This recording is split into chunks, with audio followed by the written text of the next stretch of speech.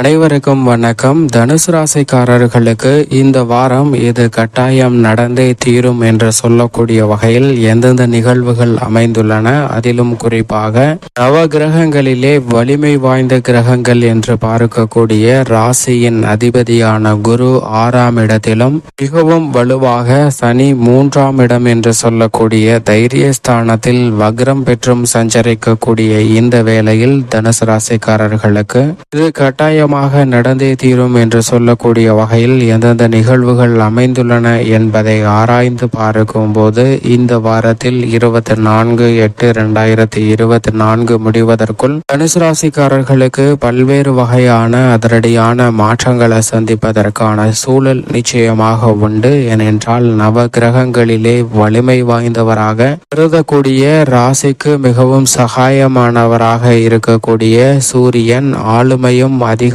பெற்ற உஷ்ண கிரகமாகவும் முதன்மை கிரகமாகவும் பார்க்கப்படுகிறாருங்க.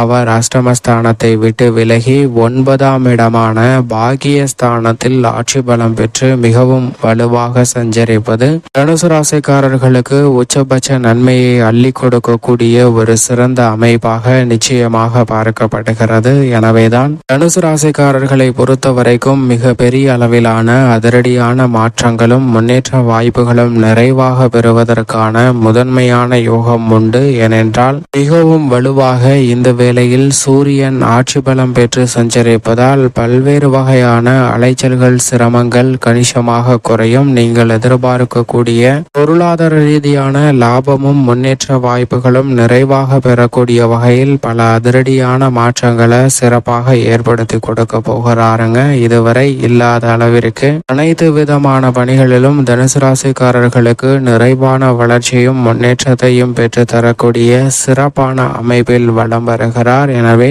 நீண்ட நாட்களாக எதிர்பார்த்து காத்து கொண்டிருக்கக்கூடிய புதிய பதவிகள் பொறுப்புகள் உங்களுக்கு இந்த தருணத்தில் நிறைவாக தேடி வருவதற்கான முதன்மையான யோகம் உண்டு. அதோடு மட்டுமல்லாது மிக வலுவாக சுக்கிரன் சூரியனுடன் இணைந்து 9ஆம் ஸ்தானமாகிய பாக்கியஸ்தானத்தை வலுப்படுத்துகிறாருங்க. சுக்கிரன் 9இல் இருப்பது அனைத்திலும் நன்மையை நிறைந்து கொடுக்கக்கூடிய ஒரு அமைப்பாக நிச்சயமாக பார்க்கப்படுகிறது. ஏனென்றால் பல்வேறு வகையான புதிய வாய்ப்புகளை பாக்கியஸ்தானத்தில் நிலை கொண்டிருக்கக்கூடிய சுக்கிரன் ஏற்படுத்தி கொடுக்க போகிறார். பொதுவாகவே சுக்கிரன் ராசிக்கு சகாயமானவராக தான் பார்க்கப்படுகிறார். அவர் வலுவாக 2, 5, 7, 9 மற்றும் 11 ஆகிய இடங்களில் அபரிவிதமான வளர்ச்சியை அள்ளி கொடுப்பார். அதில் ஒரு இடமான 9ஆம் இடத்தில் தற்போது நிலை கொண்டிருக்கிறாருங்க. அப்படி நிலை கொண்டிருக்கக்கூடிய சுக்கிரனின் அமைப்பு காரணமாக கலைத்துறை ரீதியாக எதிர்பாராத புதிய வாய்ப்புகள் இந்த வாரத்தில் நிச்சயம் கட்டாயமாக உங்களுக்கு கிடைக்கும்.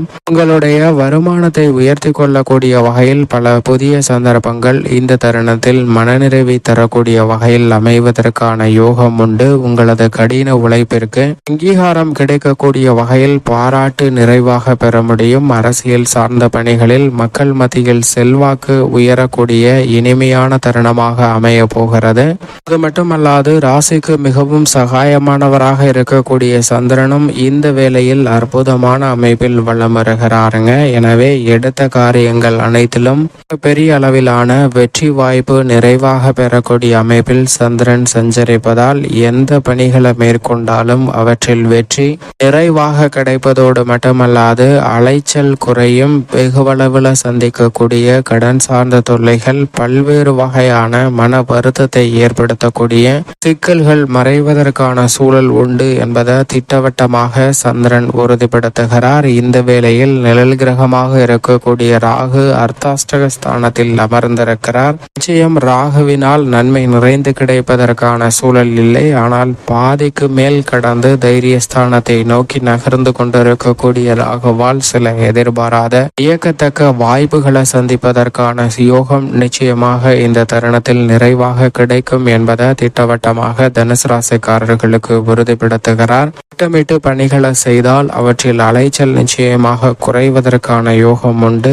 ஏனென்றால் கர்மஸ்தானம் தொழில் ஸ்தானம் என்று சொல்லக்கூடிய 10இல் மோட்சக்காரகரான கேது வலுவாக வீற்றிருக்கிறாருங்க. அவர் மீது ராசியின் அதிபதியான குருவின் சுப பார்வை பதிகிறது. குரு மிக வலுவாக இந்த வேளையில் 8, 10, 11 ஆகிய ஆகிய இடங்களை பார்க்கிறாருங்க. கர்மஸ்தானத்தில் கேதுவின் மீது குருவின் சுப பார்வை பதிவதால் பல்வேறு வகையான காரிய தடைகள் மிக பெரிய அளவில் விலகுவதற்கான யோகம் நிச்சயமாக இந்த தருணத்தில் உண்டு. எனவே கடுமையான நெருக்கடிகள் விலகுவதற்கான முதன்மையான வாய்ப்பு மோட்சக்காரகரான கேதுவின் அமைப்பு காரணமாக உண்டுங்க. எனவே எதிர்மறையான சிந்தனைகள், எதிர்காலத்தை பற்றிய அச்சம், கவலை, குழப்பம் போன்றவை மிக அதீதாக விலகுவதற்கான யோகம் இந்த தருணத்தில் நிறைவாக கிடைக்க போகிறது. தசாபுத்திகள் வலுவாக இருப்பின் இத்தனை சிரமங்களும் இந்த தருணத்தில் நிச்சயமாக விலகும். இது கட்டாயம் நடந்தே தீரும் என்று சொல்லக்கூடிய அமைப்பை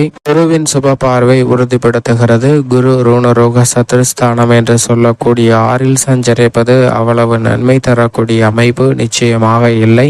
ஆனால் அவருடன் இணைந்து ராசிக்கு மிகவும் சகாயமானவரான செவ்வாய் 6ல் வீற்றிருப்பது அமோகமான வளர்ச்சிக்கு வித்திடுகிறது. இந்த வாரம் முழுவதுமே 6ல் குருவுடன் இணைந்திருப்பதால் அமோகமான மாற்றத்திற்கு அடித்தளமிடுகிறாருங்க. மங்களகரகரான செவ்வாய் குரு மங்கள யோகம் நிறைவாக கிடைப்பதால் நல்ல வரன் கிடைத்து திருமண பாக்கியம், புத்திர பாக்கியம் உள்ளிட்ட பல்வேறு வகையான மகிழ்ச்சி நிறைந்த சுப செய்திகளை இனிமையாக சந்திப்பதற்கான முதன்மையான யோகம் மற்ற ராசிக்காரர்களை விட சற்று கூடுதலாகவே தனுசு ராசிக்காரர்களுக்கு உண்டு என்று நிச்சயமாக சொல்லிவிடலாம். அது மட்டுமல்லாது குருவின் சுப பார்வை 2, 10, 12 ஆகிய இடங்களை வலுப்படுத்துவதால் எதிர்பாராத விரய செலவுகள் கட்டுப்படுத்தி வரும் பொருளாதார ரீதியான முன்னேற்ற வாய்ப்புகள் நிறைவான வளர்ச்சியை பெற்றுத்தரக்கூடிய வகையில் அமைவதற்கான யோகம் தனுசு ராசிக்காரர்களுக்கு நிச்சயமாக உண்டு. 6ஆம் இடத்தில் அமோகமாக செவ்வாய் சஞ்சரிப்பதால் புதிய விளைநிலங்கள்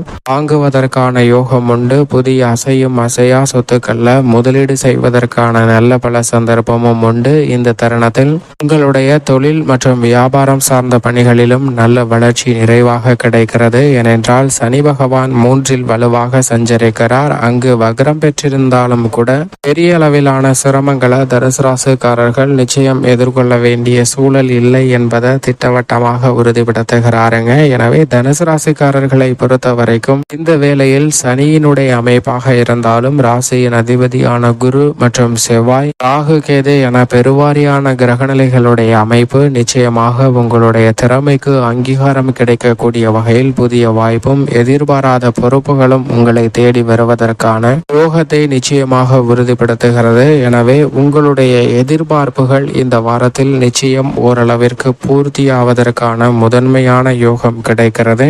ஆனால் அதே வேளையில் சனி வக்ரம் பெற்றிருக்கிறார். ராசியின் அதிபதி 6ல் இருப்பதால் எடுத்தோம் கவர்த்தோம் என்று எந்த விதமான பணிகளிலும் அவசரம் காட்ட வேண்டாம். நிதானத்துடனும் பொறுமையுடனும் செயல்பட வேண்டிய ஒரு தருணமாக நிச்சயமாக அமைந்துள்ளது என்பதை தனுசு ராசிக்காரர்களுக்கு கிரகநிலைகள் உறுதிப்படுத்துகின்றன.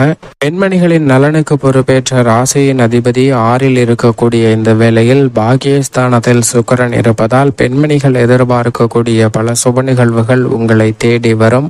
மகிழ்ச்சியை குடும்பத்திலும் தொழில் உத்தியோகம் சார்ந்த பணிகளிலும் நிறைவாக சந்திப்பதற்கான யோகம் தனுசு ராசிக்காரர்களுக்கு உண்டு. ஆனால் அதே வேளையில் பங்குச்சந்தை போன்ற முதலீடுகளை நிச்சயமாக தவிர்க்க வேண்டிய ஒரு தருணமாக பார்க்கப்படுகிறது. ஆடம்பர செலவுகளை குறைத்துக் கொள்வதும் நல்லது.